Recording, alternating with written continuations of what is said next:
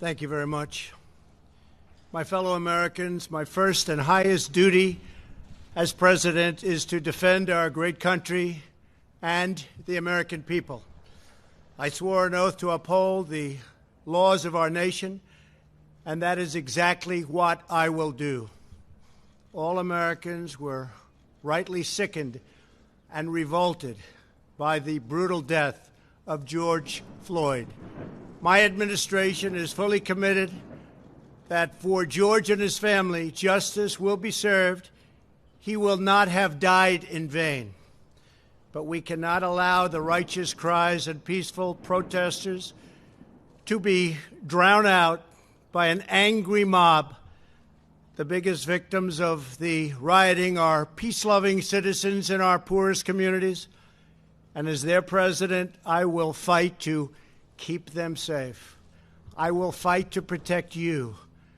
I am your president of law and order and an ally of all peaceful protesters. But in recent days, our nation has been gripped by professional anarchists, violent mobs, arsonists, looters, criminals, rioters, Antifa, and others. A number of state and local governments have failed to take necessary action to safeguard their residents.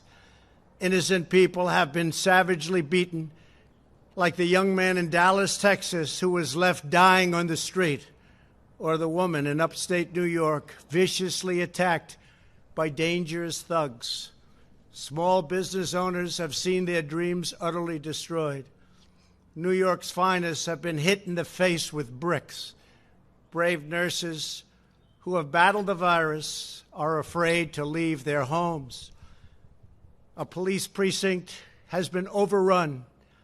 Here in the nation's capital, the Lincoln Memorial and the World War II Memorial have been vandalized. One of our most historic churches was set ablaze. A federal officer in California, an African-American enforcement hero, was shot and killed. These are not acts of peaceful protest. These are acts of domestic terror. The destruction of innocent life and the spilling of innocent blood is an offense to humanity and a crime against God. America needs creation, not destruction. Cooperation, not contempt. Security, not anarchy. Healing, not hatred. Justice, not chaos. This is our mission, and we will succeed. 100%, we will succeed. Our country always wins. That is why I am taking immediate presidential action to stop the violence and restore security and safety in America.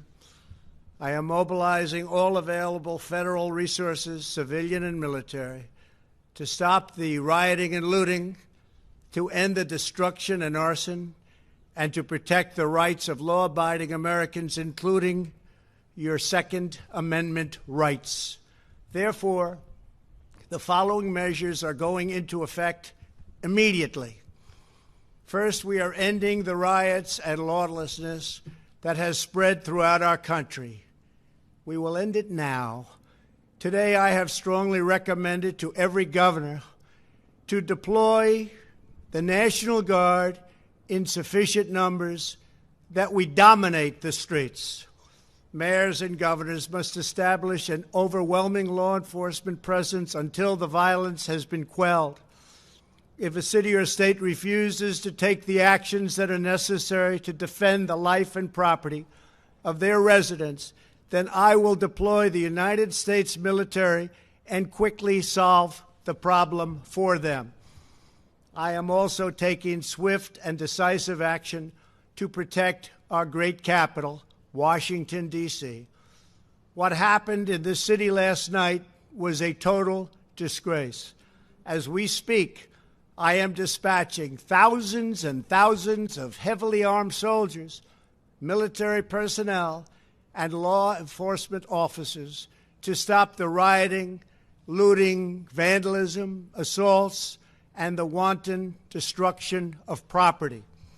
We are putting everybody on warning. Our 7 o'clock curfew will be strictly enforced.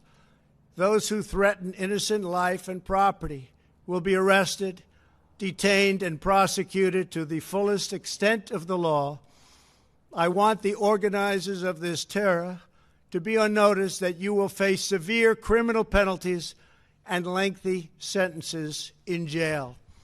This includes Antifa and others who are leading instigators of this violence. One law and order, and that is what it is. One law. We have one beautiful law. And once that is restored and fully restored, we will help you, we will help your business, and we will help your family. America is founded upon the rule of law. It is the foundation of our prosperity, our freedom, and our very way of life. But where there is no law, there is no opportunity. Where there is no justice, there is no liberty. Where there is no safety, there is no future. We must never give in to anger or hatred. If malice or violence reigns, then none of us is free. I take these actions today with firm resolve and with a true and passionate love for our country. By far, our greatest days lie ahead. Thank you very much, and now I'm going to pay my respects to a very, very special place. Thank you very much.